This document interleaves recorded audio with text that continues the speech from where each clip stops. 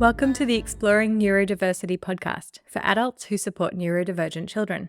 Whether you're an allied health professional, medical professional, education professional, or a parent of a neurodivergent child, you are welcome here. This podcast is recorded on the Aboriginal lands of the Gadigal and Bidjigal people. I acknowledge the traditional owners, elders past and present, and I extend my acknowledgement to any Aboriginal and First Nations people listening in. I'm Adina from Play, Learn, Chat. I'm an autistic ADHD speech therapist, professional educator, speaker, and I also support neurodivergent business owners in my other business, Neurodivergent Business Coaching and Consulting. I'm obsessed with creating a world where neurodivergent people are understood, embraced, supported, and celebrated. A world where we neurodivergent people can understand ourselves and thrive in a life aligned with our individual strengths, wants, and needs. On the Exploring Neurodiversity podcast, you'll get my perspectives and conversations with my neurodivergent friends, all about how adults can best support neurodivergent children in our lives. I bring a neurodiversity affirming approach and indeed a human affirming approach to the support that we all provide for neurodivergent kids in our lives. Let's dive in. Today we are myth busting, folks. I hear too often phrases like this one, including this exact phrase, from people who don't quite get what neurodiversity affirming practice is. If we just let kids do whatever they want and don't extend them, they won't learn essential life skills. I mean, I agree. Yeah, I agree. If we let kids do whatever they want, we don't extend them, they won't learn essential life skills. I actually agree with that. What I don't agree with is that neurodiversity affirming practice means letting kids do whatever they want, not extending them, and therefore leading to not learning essential life skills. My hope with today's episode is if you are a little bit confused about where neurodiversity affirming practice sits in terms of supporting children to learn new skills, then I hope to answer some of this and clarify some of it for you today. My other hope for this episode is that if you do understand the differences between being neurodiversity affirming and letting a child do whatever they want and never extending or teaching them, then you will be able to have better ways of explaining it to other people in your world who you might come across who struggle to understand exactly what neurodiversity affirming practice is. I feel like this misunderstanding of what neurodiversity affirming practice involves comes from a fear that if we are respecting a child's emotions, their sensory needs, their communication preferences, then it somehow means we're not encouraging, supporting, or pushing them to develop their skills. And here I'm using the word skills to encompass really absolutely anything that a child or a person might learn in their life. We're going to keep it pretty general in this episode. Now, what a neurodiversity affirming practice approach really is, yes, it's about understanding and honoring a child's emotions, sensory needs, communication style, preferences, and in doing so, you then support them to be in the best space possible and have the most capacity for learning and development. Part of me is actually completely surprised and incredulous that I even need to make this clear, that neurodiversity affirming approaches are absolutely not about just letting a child do whatever they want, whether it harms others or whether it means they're always comfortable in doing what they do, in knowing what they know, and there are no boundaries. But I hear it time and time again, so I think we got to talk about it. Let's take an example of an autistic child. We're going to call her Mary. Like many autistic kids, Mary had a lot of difficulty engaging in swimming lessons. She actually loved the water, loved splashing in the water, loved playing in the water. But when it came to structured lessons with an adult that she didn't know, in a noisy environment, at a time of day that she couldn't control, having to separate from her parent, Mary struggled. Is anyone surprised? The teacher called out to Mary's parent and said, "Just chuck her in, she'll be fine." Meanwhile, Mary was clinging to her parent, screaming and refusing to separate. Now, in fact, that is a very unaffirming way of framing it, to say refusing to separate. She couldn't. Relationally, safety-wise, security-wise, Mary was not in a space where she was able to try that new thing, to move away from her parent, to get into the water with this stranger. So here we have a sliding doors moment. I'm going to paint a couple of scenarios and let's see where they go. We have the non-affirming, well, we're going to call it traditional approach. The approach that says, just throw Mary in, she'll be fine, she'll figure it out. She's got to do this. She's signed up for classes. She can't always make a fuss. Let's just get on with it. That is not a neurodiversity affirming approach. We're going to explore what happens if Mary goes along that pathway. Then we're going to explore the passive approach, the misunderstood version of what neurodiversity affirming practice might look like. This idea of never extending a child, never teaching them new skills, just allowing them to do exactly what they want at all times. And again, let me be clear, that is also not a neurodiversity affirming approach. And we're then going to explore what a neurodiversity affirming approach to supporting Mary in her swimming skills looks like. The traditional approach, that's the instructor shouting at the parent, just give her to me, she'll be fine. The parent in that scenario submits to the pressure of this very confident teacher, encouraging the parent to pry Mary off her and throw her into the pool where she's clearly feeling unsafe on every level. Maybe Mary would find that it's okay and she would end up enjoying the lesson, or at least being okay with the lesson. Maybe Mary would continue to have meltdowns with her whole body and brain completely being unable to be in that situation, let alone learn something new. Because that base level of safety, security, feeling okay in her body, feeling supported by the people around her, that's not there.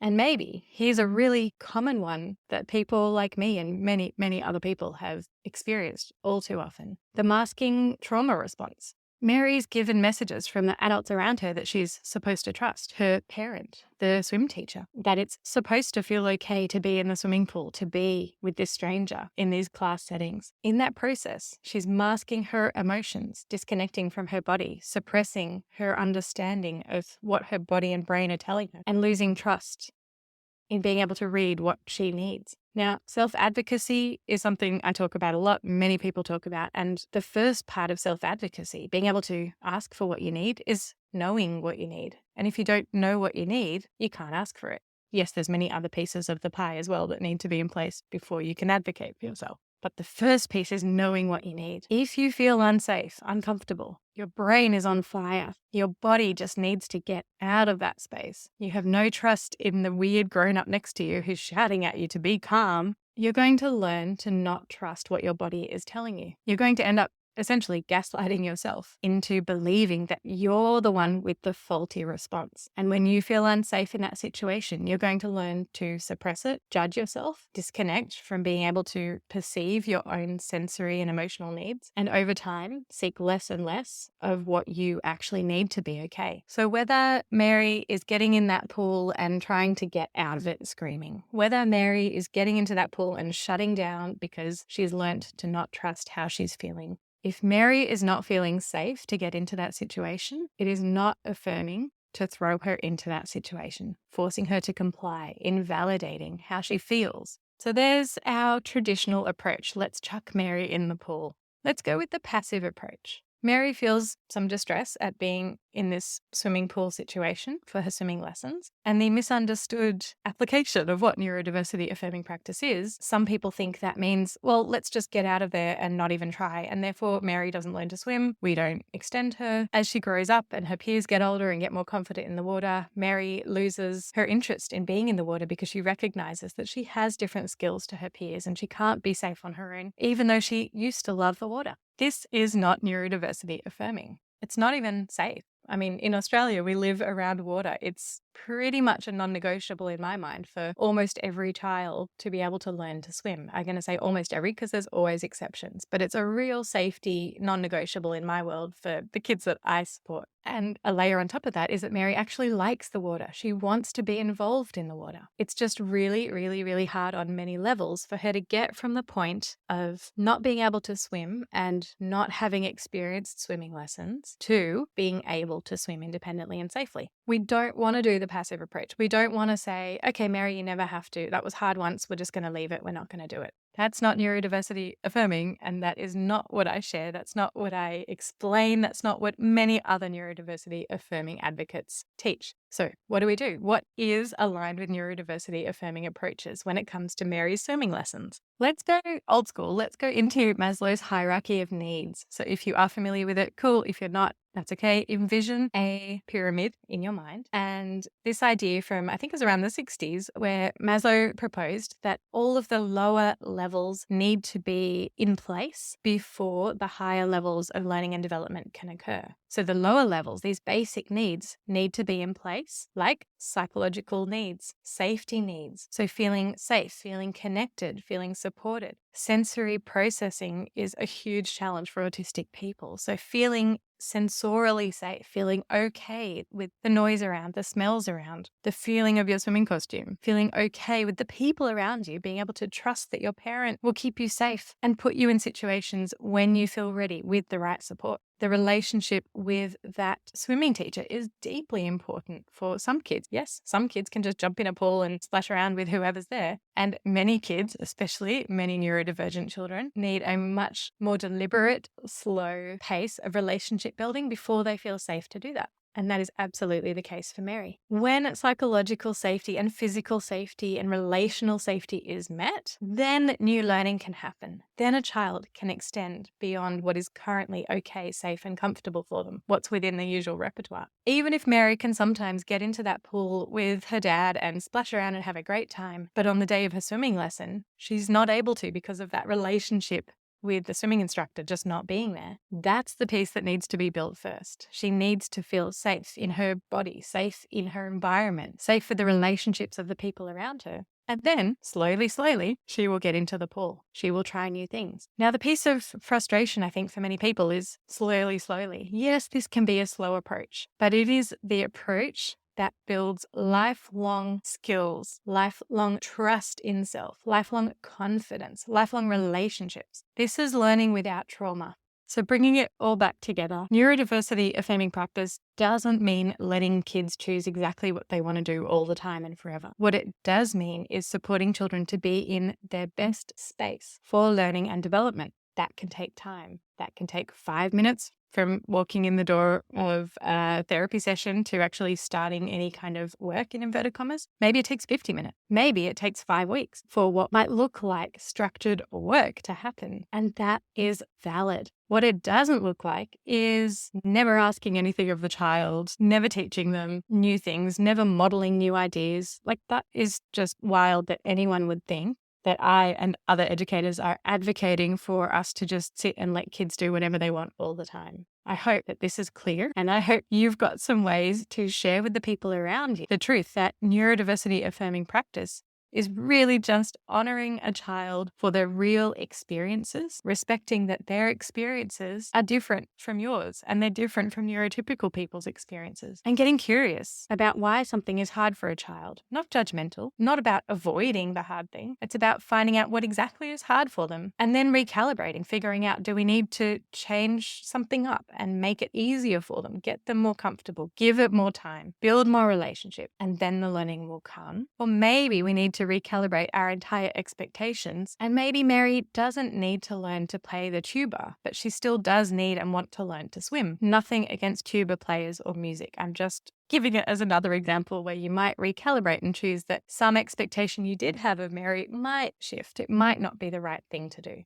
But when you've decided that a piece of learning is something that's really important for her, and especially when she's interested in that herself, she can get there and she will get there. But how you get there looks different, and that's okay. So if there's one takeaway that you keep in mind from this episode, it is that learning happens when kids feel safe. If we focus on connection and respect and honoring kids' real experiences as valid, then the learning can unfold. And so it should. Now, this is just the start of me doing a bunch of myth busting. I have a few other ways that I'm supporting people now and into the future. If you are a speech therapist, I'm running a webinar on Friday the 14th of March called Turning Affirming, and it's for speech therapists who support autistic children. We are putting neurodiversity affirming practice into action, and we are myth busting. We're going deeper into some of the myths that come up about what neurodiversity affirming practice is in the context of our speech therapy support.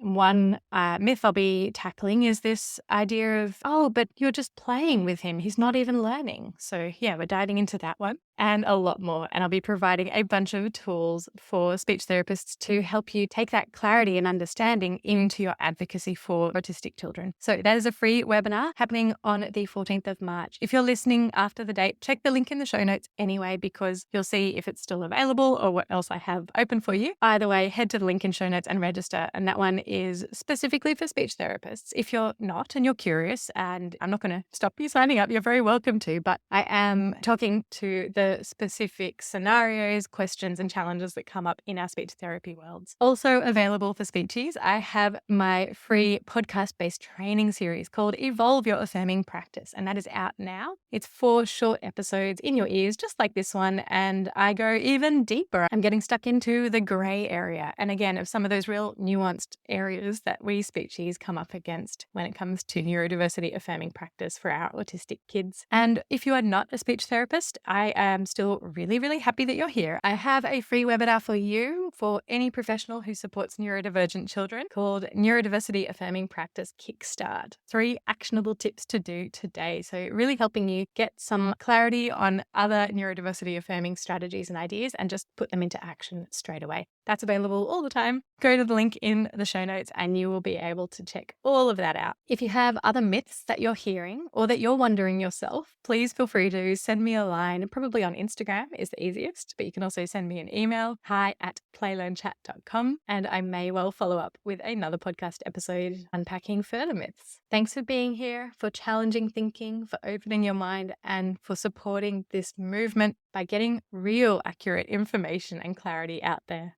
I appreciate you. Thank you so much for sharing this space and time with me. Thank you for being open to learning and unlearning and to listening to the perspectives and experiences of neurodivergent folks.